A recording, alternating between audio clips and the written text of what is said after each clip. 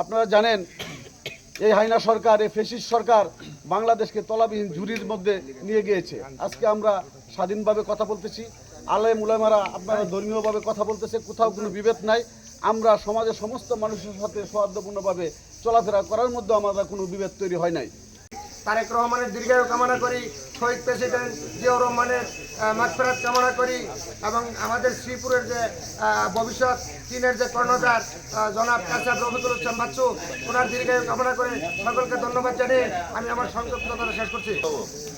রফিকুল ইসলাম বাচ্চু ভাই দোয়া চেয়ে আমার বক্তব্য শেষ করলাম। আসসালামু আলাইকুম। আমরা এখানে ওয়ার্ড বিএনপির কমিটি সেটাও করতে পারি নাই। এখানে আমরা আসার আগেই সিনিয়র নেতৃবৃন্দরা আসার আগেই এখানে কিন্তু আমরা দাঁড়াইতেই পারি নাই। আজকে এই স্বাধীনভাবে শ্রমিক দল সকলে আমার সালাম করুন, আসসালামু আলাইকুম। আজকের এই ইফতার পার্টি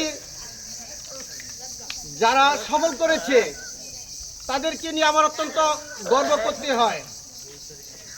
আমার অত্যন্ত আগামী কালকে কাউরা ইউনিয়ন বিএনপি অঙ্গ সহযোগী সংগঠনের উদ্যোগে অধ্যাপক doctor S M Rafiqul Islam বাচ্চুকে প্রধান অতিথি করে কাউরা ইউনিয়ন বিএনপি অঙ্গ সহযোগী সংগঠনের বলদিগঞ্জ জাম সরকার উচ্চ বিদ্যালয় মাঠে একটি ইফতার মাহফিল আয়োজন করেছে। যে কোনো বিনিময় হোক আমরা করছি, আমাদের জীবন বেঁধে রেখেও করছি। আমাদের জেল হইতে পারতো, ফাঁসও হইতে পারতো, আমরা মৃত্যুবরণ করতে পারতাম। তো আজকে সুদিনের মধ্যে আমরা কি অপরাধ করছি? আপনাদের নেতৃবৃন্দরা যারা আসছেন সকলের কাছে আমার অনুরোধ, সকলে এটা বিবেচনা করবেন।